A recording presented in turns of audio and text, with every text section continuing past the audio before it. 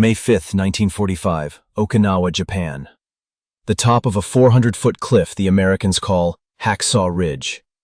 Dawn breaks over hell on earth. Bodies everywhere. Wounded American soldiers crying for help. Japanese mortars raining down. Machine gun fire from hidden bunkers. The stench of blood and smoke choking the air.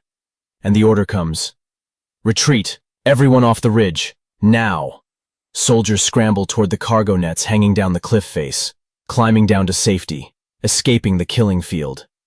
Getting off Hacksaw Ridge before the Japanese overrun the position. But dozens of wounded can't move. Too injured to climb. Some unconscious. Some with shattered legs, missing limbs, gut wounds. Left behind means death. One man refuses to leave. Desmond Doss, Army medic, 77th Infantry Division, 26 years old, 5'7", 130 pounds soaking wet. And he has no weapon. While every other soldier flees, Doss stays, kneels in the chaos, bullets snapping past his head, and prays. Lord, please help me get one more. He opens his eyes, sees Private Clarence Glenn, leg shattered by mortar. Doss crawls through machine gun fire, grabs Glenn by the collar, drags him 100 yards to the cliff edge. But Glenn can't climb down. Too injured. Doss creates a rope sling from rifle straps and medical gear, ties a special knot under Glenn's arms, uses a tree as anchor, and lowers 150 pounds of dead weight down 35 feet of sheer cliff face. Hand over hand, arms burning. 5 minutes for one man. Glenn reaches the bottom. Safe. Doss returns to the plateau. Japanese soldiers 50 yards away, advancing. He finds another wounded soldier, drags him to the cliff, lowers him down, prays again. Help me get one more. For 12 hours this continues. One man, no weapon, 75 wounded soldiers, each one dragged through gunfire, each one lowered down that cliff, one by one, while the Japanese try to kill him with every step. 12 hours later, 75 men are alive because of Desmond Doss, the man every soldier in his company called a coward 6 months earlier. So how does this happen? How does a man save 75 lives in 12 hours under constant enemy fire? Why did his own army try to kick him out? What made him refuse to carry a weapon? And how did the coward become the first conscientious objector to receive the Medal of Honor? This is the true story of Desmond Doss. Not the Hollywood version, the real man, who proved you don't need a gun to be a hero. You just need unshakable faith and the courage to live it. Thomas Doss is born to William and Bertha Doss, working-class family. His father is a carpenter. His mother is devout Seventh-day Adventist. The Doss household revolves around the church. Services 3 times a week. Saturday Sabbath, no work, sacred rest. And the 10 Commandments. Absolute law, not suggestions, commandments. When Desmond is 8 or 9 years old, he sees a poster at church. An illustration of the 10 Commandments. The 6th commandment shows Cain killing his brother Abel with a rock. Blood, violence, death. The caption, "Thou shalt not kill." Young Desmond stares at that image and makes a vow. I will never take a human life. A few years later, that vow becomes personal. Desmond and his older brother Harold, Tommy, are arguing. Boys fighting. It escalates. Fists, wrestling. And Desmond picks up a brick, raises it above his head, ready to strike his brother. In that moment, he sees the poster. Cain and Abel, the rock, the blood.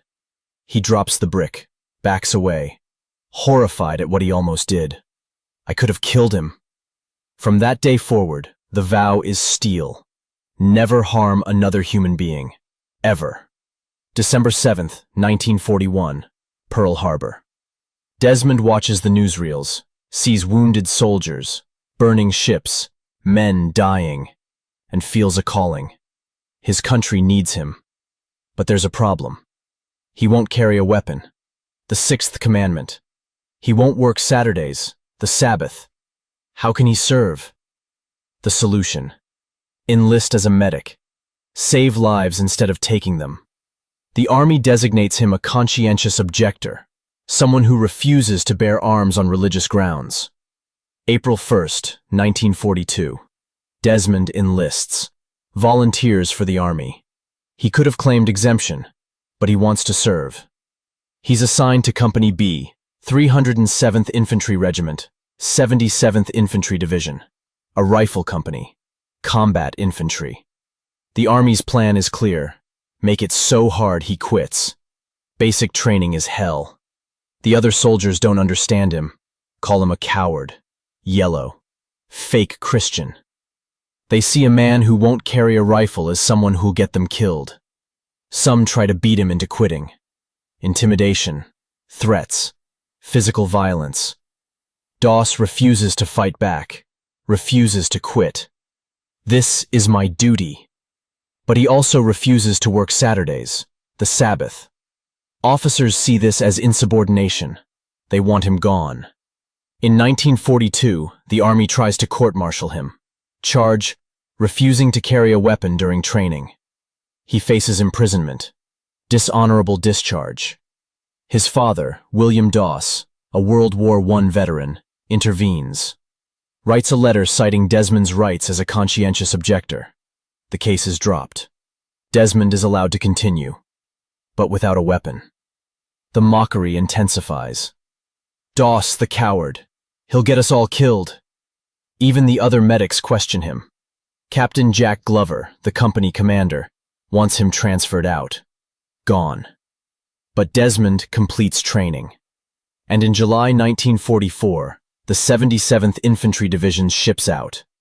Destination: Guam. Desmond's first time under fire. Japanese soldiers attacking, American casualties mounting, and Desmond runs toward the wounded. Through machine gun fire, under mortar bombardment, treats gunshot wounds, stops bleeding, saves lives. He earns his first Bronze Star on Guam.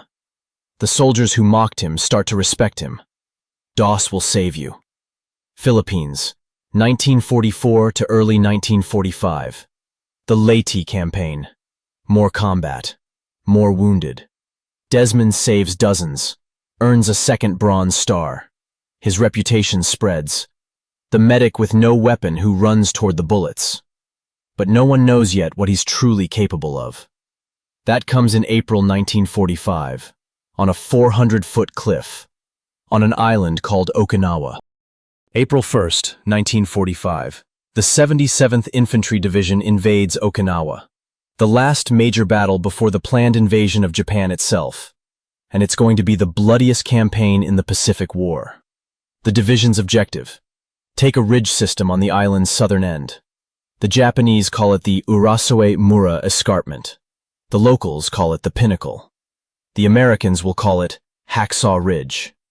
It's a 400-foot cliff, sheer rock face. The top 35 feet overhangs, requiring cargo nets to climb. And at the top, a plateau, where the Japanese have dug in with tunnels, bunkers, and artillery. April 29th. Company B climbs the cargo nets, reaches the top, and the Japanese open fire. Heavy casualties immediately.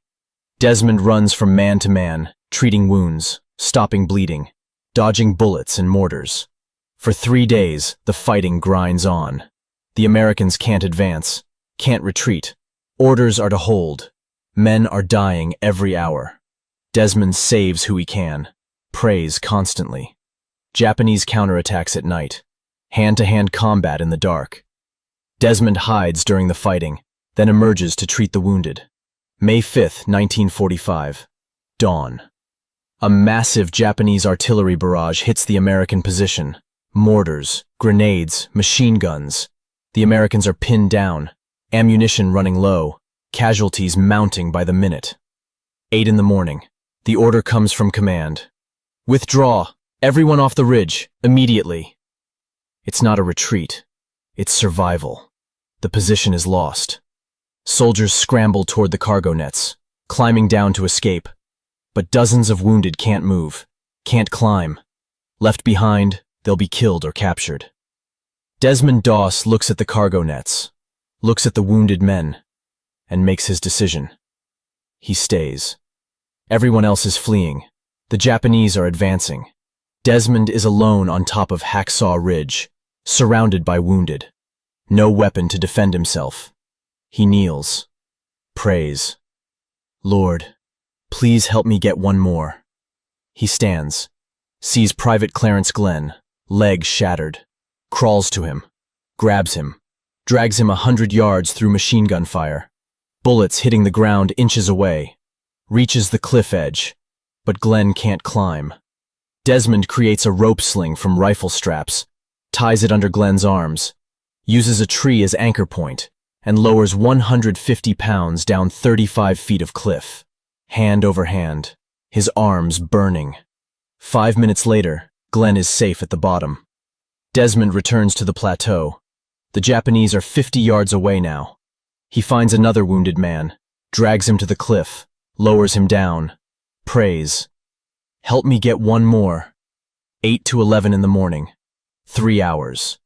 Desmond saves 15 men, each one a 100-yard drag, each one a 5-minute rope lower, each trip under constant fire, bullets snapping past, mortars exploding close.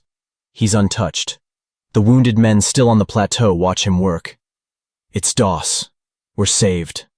11 to 2 in the afternoon. The Japanese realize someone is still up there. They increase fire, focus on him. Mortars landing closer. Machine guns tracking his movement. Desmond keeps going. 30 men saved now. His hands are bleeding from the rope. His arms are cramping. He won't stop. 2 to 5 in the afternoon. 50 men saved. Desmond is exhausted, dehydrated, dizzy. But there are still wounded. He finds Captain Jack Glover, his own company commander, the man who wanted him kicked out of the army. Glover is unconscious, wounded, left behind. Desmond drags him to the cliff, lowers the man who called him a coward, prays. One more. 5 to 7 in the evening. The sun is setting. The Japanese are preparing a night assault. 70 men saved. Desmond finds a cluster of 5 wounded in a shell crater, all unconscious. One by one, he drags them out. 7 in the evening. Desmond drags the 75th man to the cliff. Private Gerald Davis, gut wound, barely alive. Desmond lowers him down, turns to head for the cargo nets himself. He's done it. 75 men, 12 hours. And then a Japanese grenade lands next to him. The explosion tears into his legs. 17 pieces of shrapnel embed in his flesh. He collapses, bleeding, can't stand. The Japanese are 20 yards away now, advancing. Desmond crawls toward the cargo nets, dragging his shattered legs. And a Japanese sniper spots him. Fires. The bullet tears through his left arm, shatters the bone. Desmond keeps crawling, reaches the cliff edge, collapses. Litter bearers arrive, sent up specifically for him. They put him on a stretcher, start carrying him down. Halfway down the cliff, they encounter another critically wounded soldier, worse off than Doss. Desmond insists, take him first.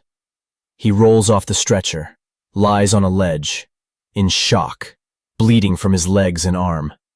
Waits 3 more hours for the next litter. At midnight, Desmond Doss is finally evacuated off Hacksaw Ridge. May 5th, 1945.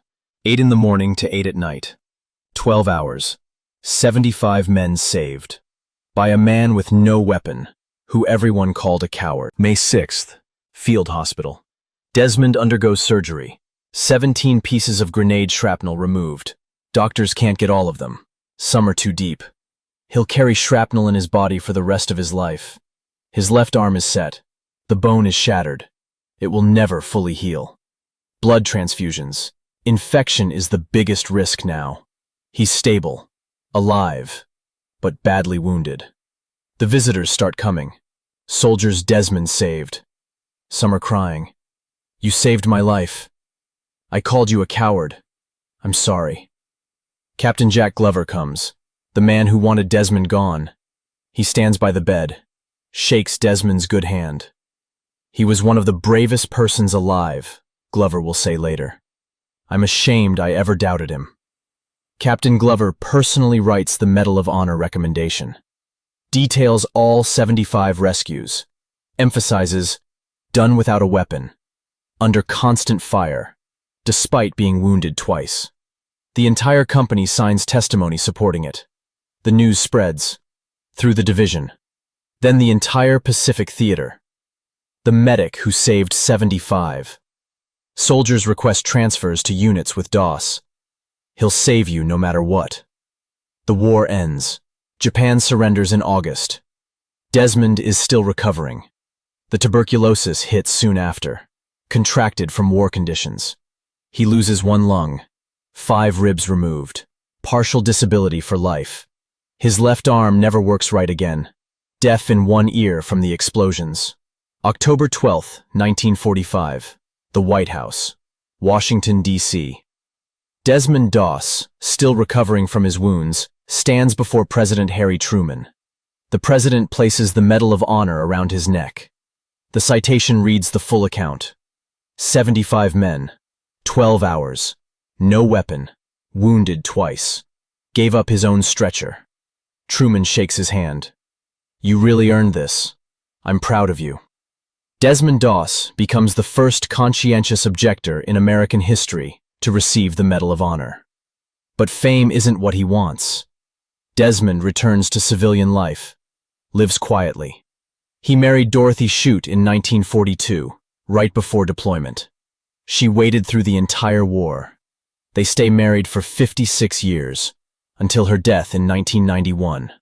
One son, Desmond Jr. Desmond works various jobs, limited by his injuries. Active in his Seventh-day Adventist church. Sometimes he speaks at churches or military events when asked. But his message is never about heroism. It's about faith. You don't need a gun to serve your country. I wanted to be a good Christian, a good American, and a good soldier. I believe I was all three. He advocates for conscientious objectors' rights, for the freedom to serve while maintaining religious convictions. His health declines over the years. The lung issues from tuberculosis never leave him. Dorothy dies in 1991. Desmond remarries in 2003. Francis Duman. He remains active in church until the very end. March 23, 2006. Desmond Doss dies at his home in Piedmont, Alabama. Age 87. Respiratory failure. 61 years after Hacksaw Ridge.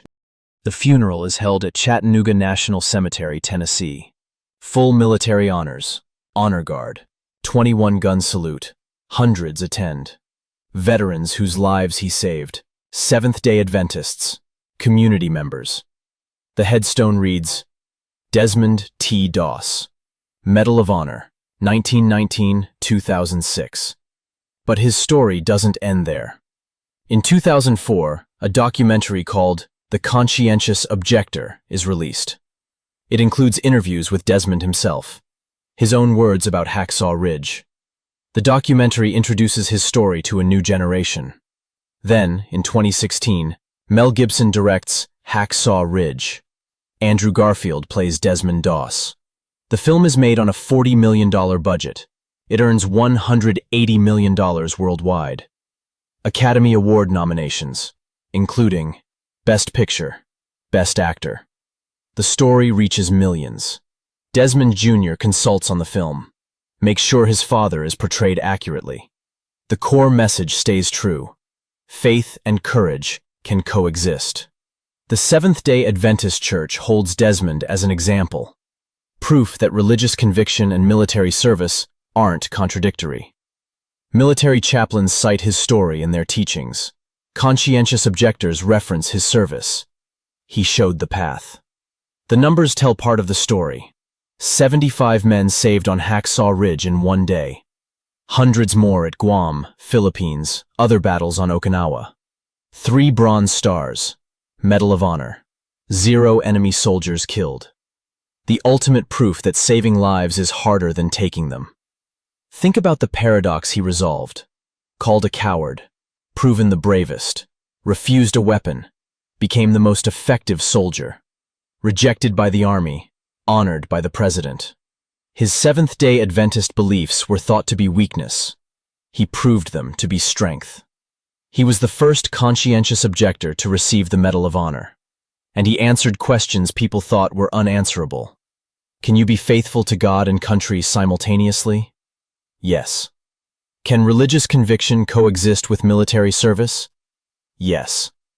Can a pacifist be a warrior? Yes. The soldiers of the 77th Infantry Division called him their guardian angel. Captain Glover, in his final years, said Desmond was the greatest man he ever knew. And here's something else. Those 75 men Desmond saved? They went home. They had children. Those children had children. Those grandchildren had great-grandchildren. One man's faith on one day, May 5th, 1945, created generations. 75 became 750, became 7,500. Families exist today because Desmond Doss refused to leave Hacksaw Ridge. The lesson isn't complicated. Hacksaw Ridge, May 5th, 1945. 75 men, 12 hours, 0 bullets fired. One prayer repeated 75 times. Help me get one more. They called him a coward. But he proved that courage isn't about killing. It's about convictions so strong you die for them. Except instead of dying, Desmond Doss saved 75 lives, without firing a single shot. You don't need a weapon to be a warrior.